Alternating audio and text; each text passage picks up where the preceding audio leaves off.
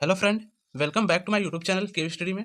बच्चों, आज के इस वीडियो के अंतर्गत मैं आप लोगों को विद्युत द्विध्रुव के कारण निरक्षीय स्थिति में वैद्युत क्षेत्र की तीव्रता का व्यंजक प्राप्त करना बताऊंगा कि कैसे इसका डेरिवेशन किया जाता है। ठीक है, बिल्कुल ही आसान तरीके से। ठीक है, चलिए वीडियो को स्टार्ट करते हैं। अगर वीडियो पसंद आए तो प्लीज़ लाइक एंड सब्सक्राइब करिएगा। बच्चों, ये मोस्ट इंपॉर्टेंट है, आपके बोर्ड एग्जाम में 100% पूछेगा।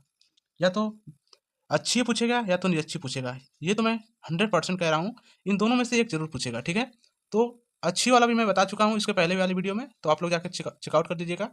चलिए बिना देरी किए वीडियो को स्टार्ट करते हैं। पहले हम वैद्युत द्विध्रुव लेंगे। ठीक है, ये वैद्युत द्विध्रुव है जिसका हम नाम कर देते हैं ए एंड बी। ये वैद्युत द्विध्रुव है। ठीक है, और ये क्रमशः माइनस क्यू आवेश और प्लस क्यू आवेश से मिलकर बना हुआ है। ठीक है, ये क्रमशः माइनस क्यू आवेश और प्लस क्यू आवेश से मिलकर बना हुआ है, और इसकी जो लंबाई है वो 2l है। ठीक है, ये 2l हो गया। इसकी जो लंबाई है वैद्युत द्विध्रुव की वो 2l है, अर्थात यहाँ से यहाँ तक की जो इसकी दूरी है या लंबाई है वो 2l है। इसके मध्य बिंदु O लेते हैं हम। ठीक है, ये O है। ठीक है, इसके मध्य बिंदु O से r दूरी पर, ठीक है, r दूरी पर एक बिंदु, ये r दूरी है। ठीक है, r दूरी पर एक बिंदु P है। ये एक बिंदु P है जहां हमें वैद्युत क्षेत्र की तीव्रता की गणना करनी है। ठीक है, देखिए बच्चों, जब हम इसको इससे मिलाएंगे, ठीक है, इसको मान लीजिए इससे मिला देते हैं और इसको इससे मिला देते हैं, अर्थात ए को पी से मिला देते हैं और पी को बी से मिला देते हैं। ठीक है, तब कुछ इस प्रकार का यह फिगर बन जाएगा। इसको जब हम इस साइड इसको बढ़ाएंगे और इधर हमें वैद्युत क्षेत्र की तीव्रता की गणना करनी है। ठीक है, अर्थात ई की गणना करनी है, और यहाँ पर एक कोण बनेगा जिसको हम E1 cos थीटा बोल देते हैं। ठीक है, ये E1 cos थीटा हो जाएगा, और यहाँ पर भी एक कोण बनेगा, दो कोण बनेगा ना, देखिए एक यहाँ, तो ये E2 cos थीटा हो गया। ठीक है, E1 cos theta, E2 cos theta. और इसकी जो लंबाई है, देखिए जब लंबाई आधी हो गई तो इसको हम यल दे देते हैं और इसको भी यल दे देते हैं। ठीक है, अर्थात ये लंबाई आधी हो गई। ठीक है, टोटल लंबाई 2l थी।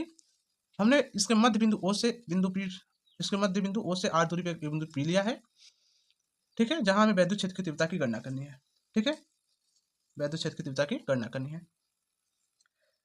बच्चों देखिए, बच्चों यहाँ पर हम एक नियम लगा सकते हैं जिसको हम पाइथागोरस प्रमेय कहते हैं।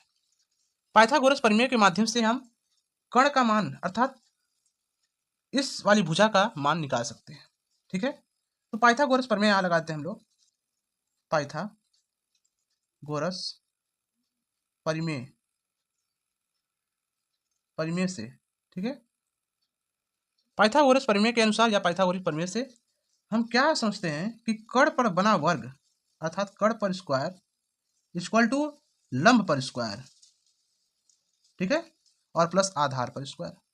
आप लोग जानते ही हैं, 10 में आप लोग पढ़े ही हैं। ठीक है, कि कण पर बना वर्ग बराबर लंब पर स्क्वायर प्लस आधार का स्क्वायर के बराबर होता है। ठीक है, तो यहाँ पर देखिए जो कण है वो P और B है।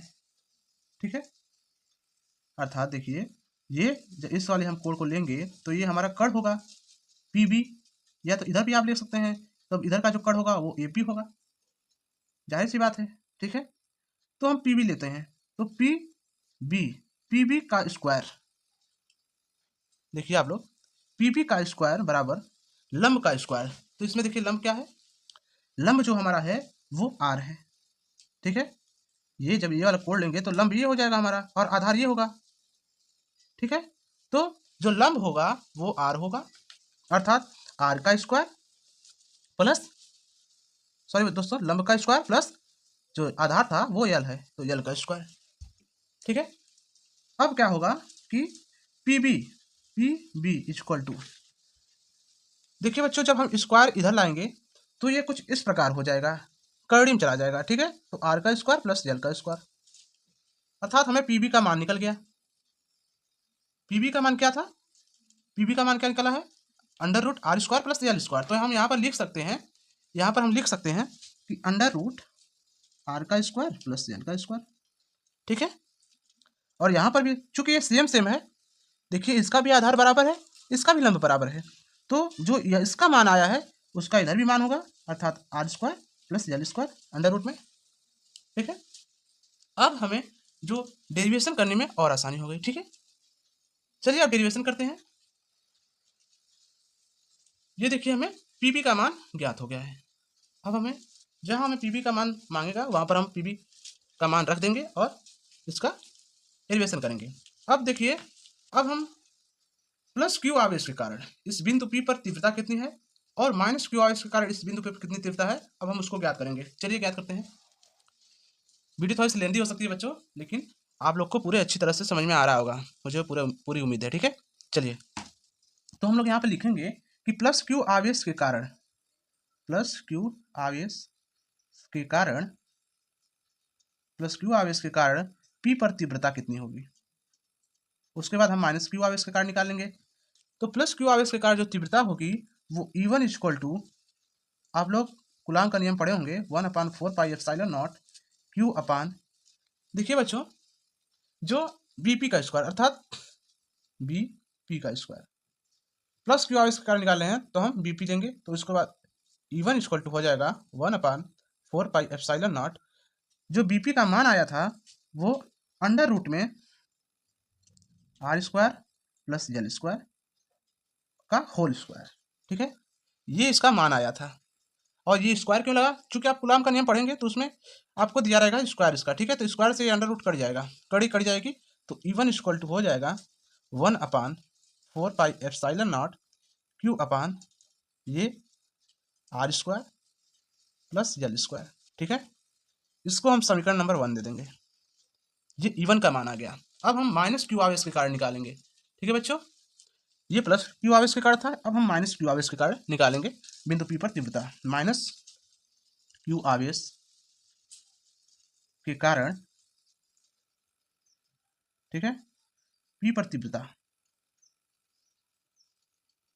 ठीक है बच्चों, तो E2 equal to 1/4 pi epsilon naught Q upon A P square. आप लोग जानते हैं, देखिए बच्चों एक बार मैं आप लोग को बता देता हूँ फिर से पुनः। ये जो था देखिए, ये पी बी अर्थात प्लस क्यू आवेश के कारण, तो हम पी बी स्क्वायर लिखे हैं।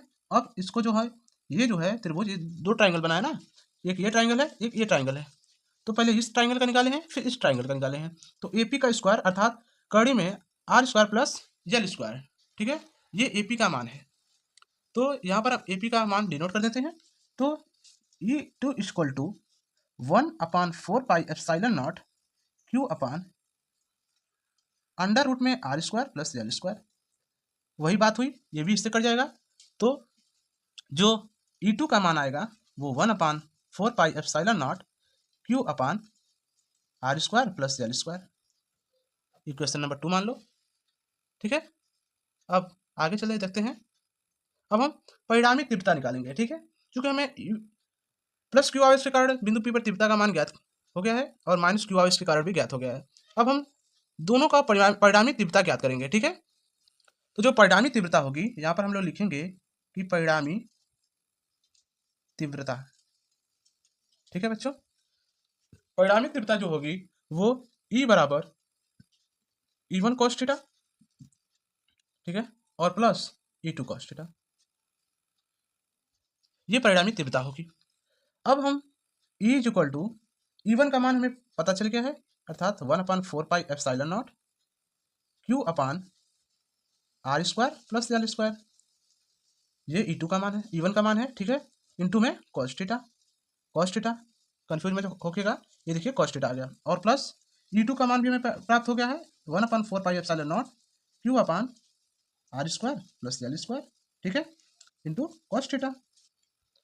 ठीक है बच्चों, अब चलिए आगे देखते हैं। तब E बराबर हो जाएगा 1/4 पाई एप्सिलॉन नॉट, देखिए कॉमन है, ये भी कॉमन है, ये भी कॉमन है, इसको हम कॉमन लेते हैं, क्यू अपान ये भी देखिए कॉमन है, तो R square plus L square, इसको हम कॉमन लेनी है, और इंटू में ये देखिए cos थीटा अर्थात 2 cos थीटा। ठीक है ना, cos थीटा अर्थात प्लस में है तो जुड़ जाएगा, 2 cos थीटा हो जाएगा। अब E बराबर हो जाएगा 1/4 pi epsilon naught Q upon R square plus L square. तो R square plus L square, ठीक है, गुणे 2। अब देखिए बच्चों, कॉस थीटा बराबर होता है, कॉस थीटा बराबर होता है आधार बटे कर्ण। आप लोग जानते ही होंगे कॉस थीटा बराबर क्या होता है, आधार बटे कर्ण। तो उसमें जो आधार था वो हमारा यल था, और कर्ण का जो मान आया था, एक बार मैं फिर आप लोगों को बता दे रहा हूँ, कर्ण का जो मान आया था वो कड़ी में R square plus L square आया था, ठीक है। ये कॉस थीटा का मान है, ठीक है बच्चों। तो हम यहाँ कॉस थीटा का मान देखिए, यहाँ कॉस थीटा का मान ये डिनोट करेंगे, तो कुछ इस प्रकार हो जाएगा, यल अपॉन अंडर रूट में R square plus L square, ठीक है बच्चों। अब चलिए आगे बढ़ते हैं। आगे क्या है कि ई बराबर हो जाएगा 1/4 पाई एप्सिलॉन नॉट, देखिए क्यू टू यल, क्यू गुणे 2 यल अपॉन में ये देखिए R square plus L square, इसको एक क्वेश्चन में कर दीजिए, और ये R square plus L square, ठीक है बच्चों। अब आगे देखिए क्या होता है, फिर ई बराबर हो जाएगा 1/4 पाई एप्सिलॉन नॉट क्यू गुणे 2 एल अपॉन में R square plus L square, और R square plus L square का 1/2। अब आप लोग सोच रहे होंगे कि 1/2 कैसे आया। तो देखिए बच्चों, जब हम कर्नेल हटाते हैं अर्थात अंडर रूट हटाते हैं तो 1/2 का घाते लग जाता है, अर्थात 1/2 का मतलब होता है कड़ी, ठीक है। तो जब हम कड़ी हटाए हैं तो 1/2 लग गया है, ठीक बच्चों, आप लोग कंफ्यूज मत होइएगा, यही इसका मतलब है। तब क्या होगा, ई बराबर हो जाएगा 1/4 पाई एप्सिलॉन नॉट क्यू गुणे 2 एल अपॉन में R square plus L square. अब देखिए बच्चों, इसकी भी घात 1 होगी, और R square plus L square, इसका तो 1/2 है, ये है, ठीक है बच्चों।